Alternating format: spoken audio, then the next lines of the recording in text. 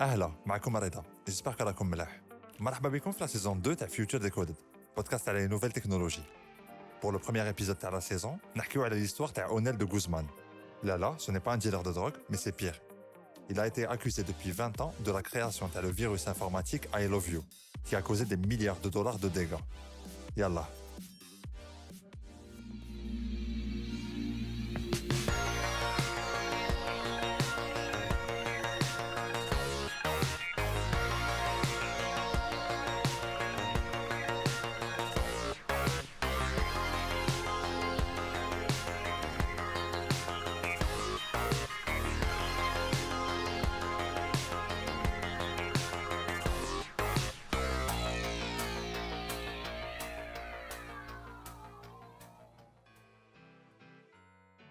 Cette histoire est tirée du livre crime.com.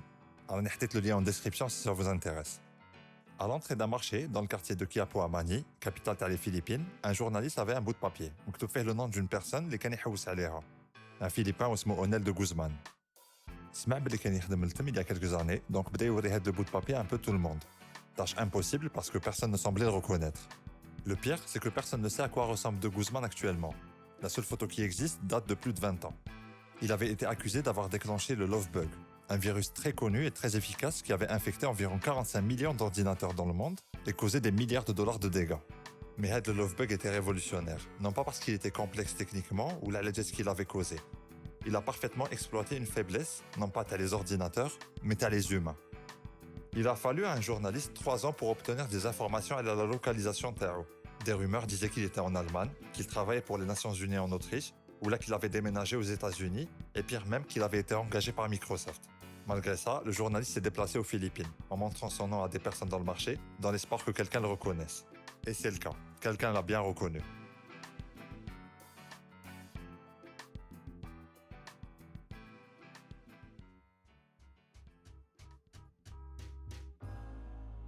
Le virus a été envoyé la première fois le 4 mai 2000. Il était très simple, mais d'une efficacité dévastatrice et très contagieux. Une fois infecté, de nombreux fichiers à l'utilisateur étaient écrasés par des copies du virus, de sorte que chaque fois que la victime essayait d'ouvrir un fichier, elle réinfectait son système. Mais le véritable génie réside dans la manière dont il s'est propagé. Une fois infecté, l'ordinateur de la victime envoyait un mail à toutes les personnes qui figuraient sur son carnet de contact. Et dans le courrier, on pouvait lire « Veuillez vérifier la lettre d'amour ci-jointe ». Et en pièce jointe se trouvait une copie de le virus, déguisée dans un fichier texte avec le titre « Lettre d'amour pour vous ». Face à un message comme ça, de nombreuses personnes ont mordu à l'hameçon et ont ouvert la pièce jointe et ont été infectées. Et la panique s'ensuivit. Les systèmes de banque et des usines ont été infectés. Au Royaume-Uni, le Parlement a fermé son réseau de messagerie informatique pendant plusieurs heures pour éviter l'infection. Et même le Pentagone aurait été touché. Quelques mois avant, le monde s'inquiétait d'un bug de l'an 2000, la crainte que les ordinateurs ne puissent pas faire le passage les années 90, les années 2000.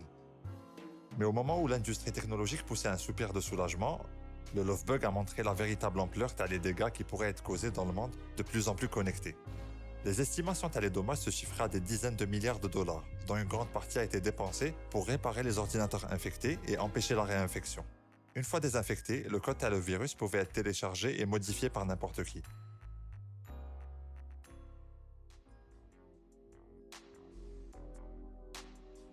Alors que la couverture médiatique à de l'affaire devenait de plus en plus grande, les enquêteurs se sont mis au travail pour tenter de retrouver la source de le virus. Les mots de passe volés étaient envoyés à une adresse électronique enregistrée aux Philippines. La police locale a tracé le compte de messagerie jusqu'à un appartement à Manille. Après un premier interrogatoire, ils ont identifié un certain Onel de Guzman, un étudiant en informatique de 23 ans, à l'AMA Computer College. Maintenant, on veut savoir pourquoi il a créé le virus. Le journaliste l'a finalement retrouvé. De Guzman était pauvre et l'accès à Internet était cher aux Philippines. Et pour y accéder, il fallait un mot de passe. Et la solution de Guzman était de voler les mots de passe à Doma via un cheval de Troie. Le virus de Guzman n'est pas le virus informatique le plus intelligent, ni le plus perturbateur, ni le plus rentable. Mais il illustre parfaitement une vérité fondamentale sur une grande partie de la criminalité informatique qui sévit actuellement. Ce n'est pas une question de technologie, mais de personnes.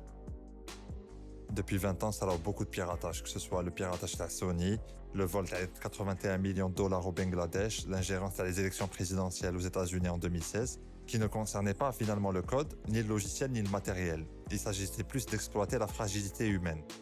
Voilà, j'espère que l'épisode. Maintenant, je te abonner sur les réseaux sociaux. Et à la semaine prochaine pour un nouveau format, Inch'Allah.